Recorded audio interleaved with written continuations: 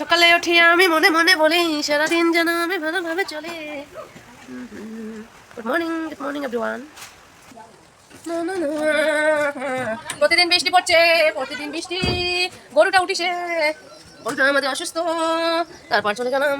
সকালবেলা উঠতে না উঠতে আমাদের বাড়িতে অনেক লোক হাজির হয়ে যায়, আর আমাকে এসে ডেকেও দেয়, সেটা তোমরা শুনতেই পারবে। আর এদিকে সারা রাত মুষলধারে বৃষ্টি শুরু হয়ে গেছে, আর বৃষ্টি থামার কোনো ঠিক ঠিকানা হদিশ কোনো কিছুই পাওয়া যাচ্ছে। সকালবেলা উঠে যেহেতু মনটা একটু ফ্রি, তাই একটু গান করতে করতে বিছানাগুলো গুছিয়ে নিলাম।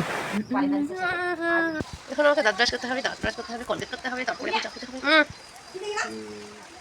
সকালবেলা উঠেই দেখছি আঙ্গিনা ভর্তি জল।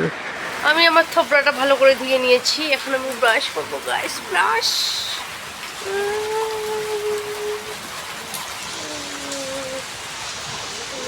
আমার দাঁতগুলো চকচকা করা হয়ে গেছে, এখন আমি চা দেবো। এখন আমি বুড়ি মাছ করবো। এই যে এখানে আমি মুড়ি একদম মুড়িটা আমরা নিয়ে বসে পড়েছি গাইস, আজকে সব দিকে দেবো। তো চলো, আমার অনেক কাজ আছে, এখানে বিছানা পরিষ্কার করতে হবে, ঘর ঝাড় দিতে হবে, টেবিল পরিষ্কার করতে হবে, অনেক কাজ আছে, দেখাচ্ছি। আর এদিকে সকালবেলা উঠে চা খেতে না খেতেই একদম সকালের রুটিন শুরু হয়ে যায়। সকালের রুটিনে আমি কি কি করি সেটাই তোমাদের সাথে শেয়ার করছি। তোমরা তো সবাই জানো সকালবেলা উঠে মেয়েদের কি কি কাজ করতে হয়। সেই তো সকালবেলা এক কাজ দিয়ে শুরু হয় প্রতিদিনের রুটিন। সকালে ওঠা, ব্রাশ করা, চা খাওয়া, আর তারপর শুরু হয়ে যায় সকালের লড়াই। চা খেতে না খেতেই এদিকে বিছানা ঝাড় দিতে হবে, গুছিয়ে পরিষ্কার করে রাখতে হবে, টেবিল পরিষ্কার করতে হবে, ঘর ঝাড় দিতে হবে, ঘর পরিষ্কার করে রাখতে হবে, অনেক কাজ। সকালবেলা উঠেই একরাশ যুদ্ধ শুরু হয়ে যায়। তোমরা যারা মেয়ে মানুষ আছো তারা তো সবার জানোই সকালবেলা উঠেই কিরকম কাজ আমাদেরকে করতে হয়, সামলাতে হয় সবটা। সকাল থেকে রাত পর্যন্ত আমাদের বিনা পারিশ্রমিকে কাজ করতে হবে, সেটা তো প্রত্যেককেই তোমরা জানো। আর এখন আমি যে ঘরটা গোছাচ্ছি এটা হলো আমার ভাইয়ের রুম, আর ছেলেদের রুম তো তোমরা সবার জানোই কিরকম অবস্থা করে রাখে। আর আমরা কিন্তু এখানে মানে বেশিরভাগ সময় বসে থাকি, আড্ডা দেই, তাই তো আমাদেরকে সবসময় পরিষ্কার রাখতেই হয়। মাঝে মাঝে ঘরটাকে গুছিয়ে রাখে, বিছানাটা তার গুছিয়ে রাখে, ঘর ঝাড় দেওয়া, পরিষ্কার করে রাখা সে করে না, তাই সেটা আমাকেই করতে হয়। আর এদিকে আমি বারবার করে বলি মশারিটা খুলিয়ে রাখতে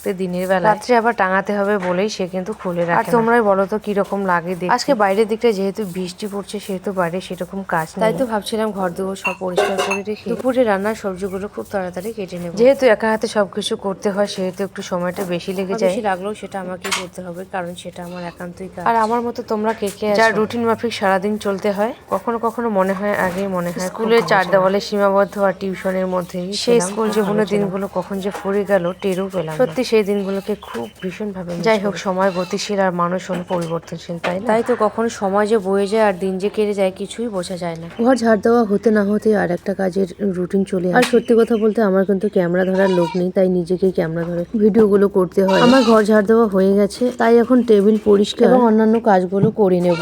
আর কাজ করতে করতে কখনো কিন্তু আমার রাগ ওঠে আমার এই কারণেই যে এদিকে আমি সব কাজ করেই যাই, গুছিয়েই যাই, আর অন্যদিকে সবাই এসে শুধুমাত্র আমার কাজগুলো বিরক্ত। আচ্ছা তোমরাই বলো তো, রাগ উঠবে না? আমার মনে হয় প্রত্যেকের বাড়িতে কয়েকটা লোক এরকম থেকেই যেত। আমার ঘর গোছানো কমপ্লিট হয়ে গেছে, এখন কিন্তু আমাকে কাপড় কাচতে হবে। কালকের কিছু কাপড়পত্র আছে, তাই সেগুলোকে পরিষ্কার করে ধুয়ে দেবো ভালো করে। আর আমাদের বাড়িতে কিন্তু সবার কাপড় আমাকেই কাচতে হয়। মা কখনো কখনো পরিষ্কার করে ধুয়ে দেয় ঠিকই, কিন্তু তারপরেও বেশিরভাগ কাপড় আমাকেই পরিষ্কার করে কাচতে হয়। এই যে বেডশিট বলো, টেবিল কভার বলো, ভাইয়ের জামা, বাবার জামা, মায়ের কাপড়, বেশিরভাগ সময় কিন্তু আমাকেই কাচতে হয়। আর এদিকে রাতভর যেহেতু বৃষ্টি চলছে সেহেতু সকাল সূর্য মামাকে কিন্তু এখনো পর্যন্ত দেখা যাচ্ছে না, সেটাই আমি ভাবছিলাম আমি কাপড়গুলো কেচে কিভাবে শুকোতে দেব। আর বিশেষ করে এখন বর্ষার দিনে কাপড় এক রোদেই না শুকোলে পরে পরের দিন শুকোতে দিলে একটু গন্ধ থেকে যায়। কমফোর্ট দিলে হয়তো গন্ধটা থাকে না, কিন্তু আমরা ডেলি ইউজের কাপড়ে তো প্রত্যেক দিনে কমফোর্ট দিয়ে ধুতে পারি না, তাই না? আর এদিকে বর্তমান সময় আমাদের কলে পাড়ের অবস্থা খুবই খারাপ। কলে পাড়টা আমাদের এমন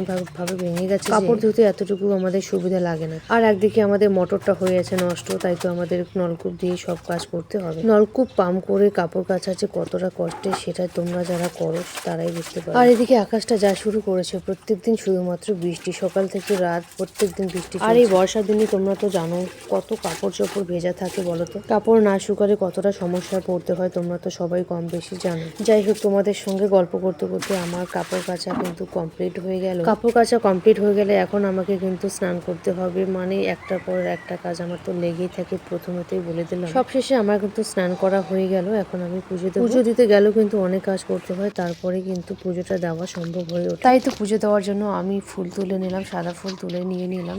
বৃন্দাবনী মন্দিরে আমি সাদা ফুল দিয়ে পুজো দেবো। এখন আমার ঠাকুর লেপার পালা, ঠাকুর আমি এখন ঠিকঠাক ভাবে মুছে নেব। আজকে যেহেতু বৃষ্টি পড়ছে সেহেতু সোনামা এখনো মনে হয় টের পায়নি, না হলে সে কিন্তু একদমই কোনো কিছুতেই মিস করবে না ঠাকুর লেপা থেকে শুরু করে পুজো দেওয়া পর্যন্ত। তোমরা মাঝে মাঝে আমার ভিডিওতে তাকে দেখতে পাবে, অবশ্যই তোমরা লক্ষ্য করবে।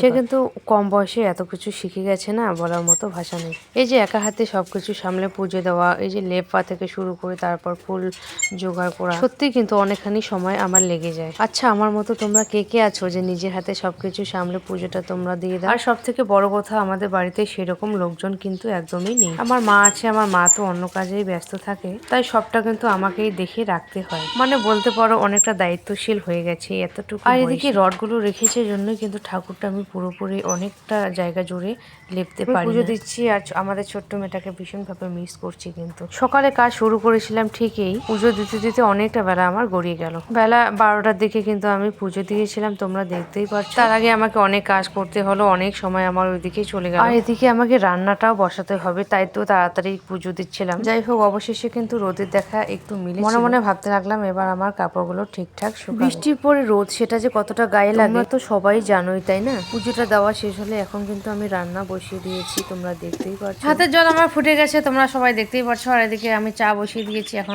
আমি কিন্তু ভীষণ চা প্রেমী। আর আমার মতো তোমরা কে কে চা প্রেমী আমাকে জানিয়ে দিও। আমার হয়ে গেছে, তো চলো টাটা।